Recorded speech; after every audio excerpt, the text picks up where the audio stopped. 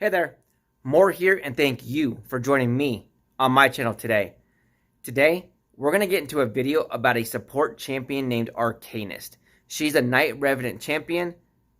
She might be able to help your account out. Do you use her? Let's go find out just what she's all about.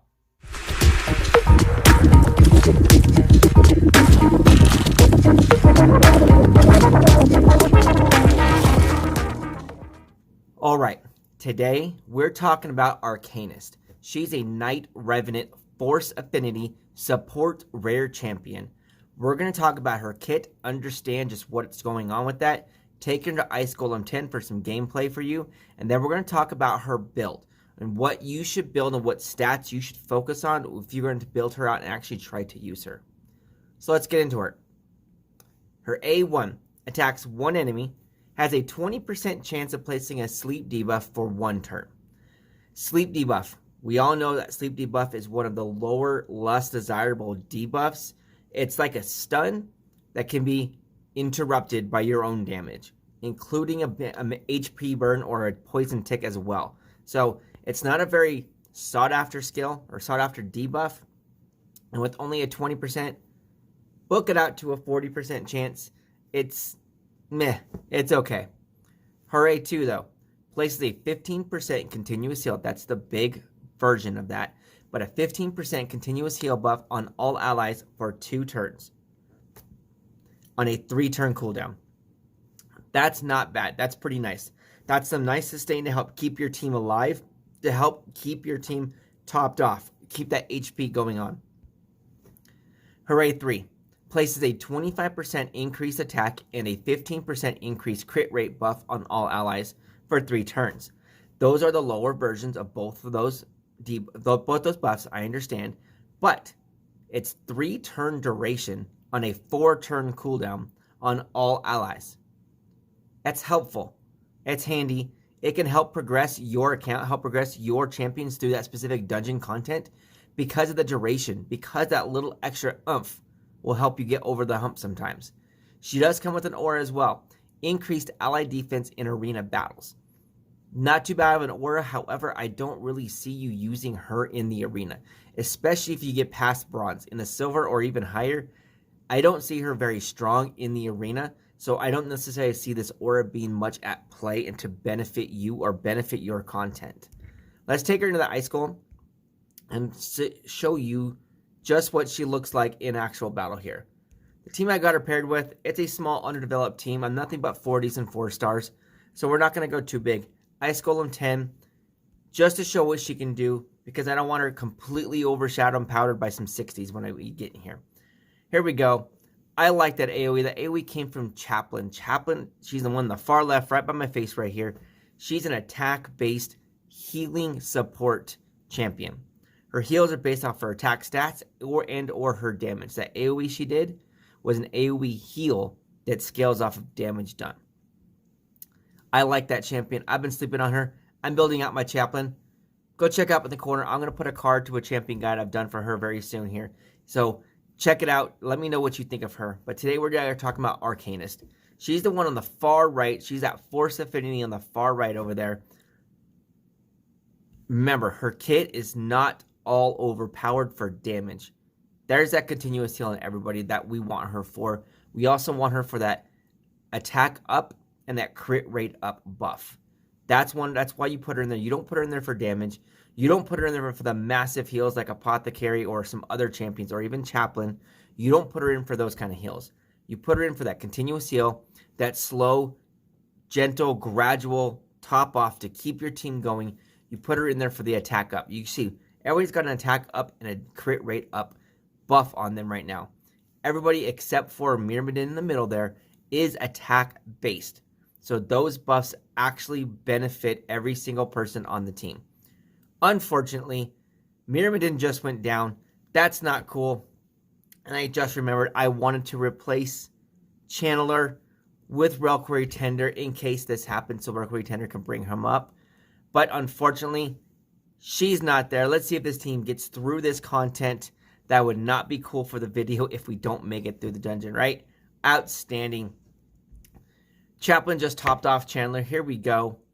Marked Triggered the Frigid Vengeance. Not too bad. 11-5. I love Chaplain. She's a nice little champion here. But 6-5 for Arcanist. She's not half bad on damage. Her multipliers seem to be pretty decent. She's critting for pretty hard, but she doesn't really have a whole lot of stats built into her to gear towards that damage. That's not why I have her there. She's not there to be my DPS. Arcanist is there to be the support, to help support the team. She does it with her continuous heal. She does it with her attack up and her crit rate increase to help make sure everybody actually crits out here, increases the damage. That's how she helps the damage. She helps everybody else deal more damage with that attack up and that crit rate. She helps everybody stay alive with that continuous heal. That is the purpose of a support, right? Support is to help the team in some capacity, whether you're healing them, whether you're increasing their damage, whether you're making them more durable by making them harder to kill, like Mark does with her defense up. I got it, however. Arcanist is a rare that only does the small version of those buffs, while Marked is a rare that does the big version of that buff like she just did right there. Big defense up buff to 60%. Arcanist, she's lacking a little bit. She could use a little more punch on those buffs. I think maybe if Player would tweak her a little bit, and instead of giving her more buffs to put on, take some buffs away, but make them quality. Increase the potential, increase the potency of those buffs so they actually are more beneficial for your teams. And it looks like, unfortunately, we're not going to make it through this nice Golem time. That's fine. That's okay. I should have put Real Quick Tinder in there instead of Chandler, but that's fine. We're going to run through. They're going to try to get it. They're going for it. Come on, Marked. 45. Here we go. Mark got another AoE. I like it. Arcanist. What's Arcanist going to do? A weak hit. Or not a weak, off hit. Oh! So close. So close. All right, real quick, you guys. Let's get into Arcanist's actual kit here. Sorry, her build. What have I got her built in? I got her in some stuff not very high, not very strong gear. I've got her in level 8 gear. Most of it's 4-star, a couple 5-star gear in there. Nothing crazy to write home about, nothing fancy. But she's also not a primary champion of mine as well. I don't think she should be a primary champion for you. But if you're going to build her, let's look at the stats I do have. I've got almost 18,000 HP. I've got just shy of 1,000 attack here, 837 defense. Her speed is 136. Crit rate is only 15%. That's why she didn't crit very often. Her crit damage is 69%, and her accuracy is 15 with a resistance of 52. She's got no debuffs. Her accuracy is negligible. Does not help you in any way, shape, or fashion. Resistance will always help you because it helps prevent those debuffs being landing on you.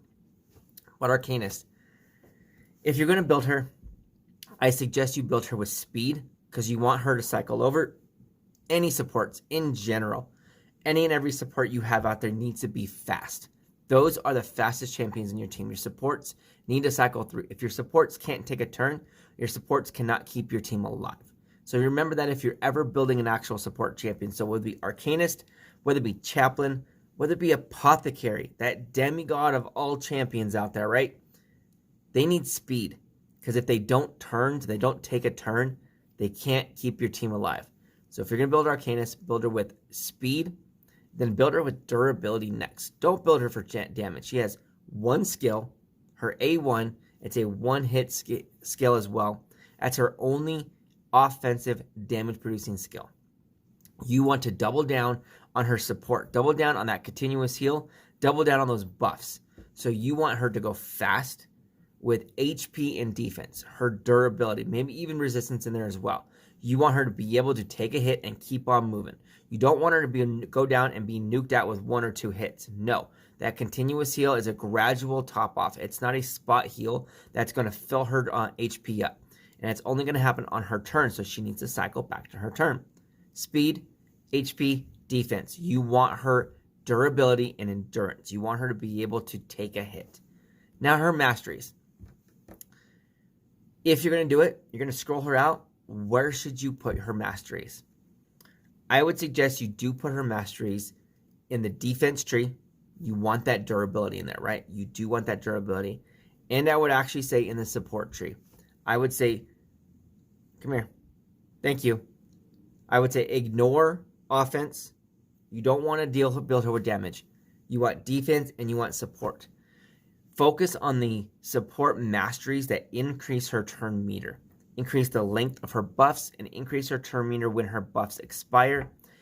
Get the defense tree that reduces damage coming in and potentially also the counterattacks. If not the counterattacks, you actually want the ones that have turn meter manipulation. The chance to decrease turn meter when things happen. So when she gets hit or when an ally gets hit and she can reduce her turn meter, you want those defensive masteries.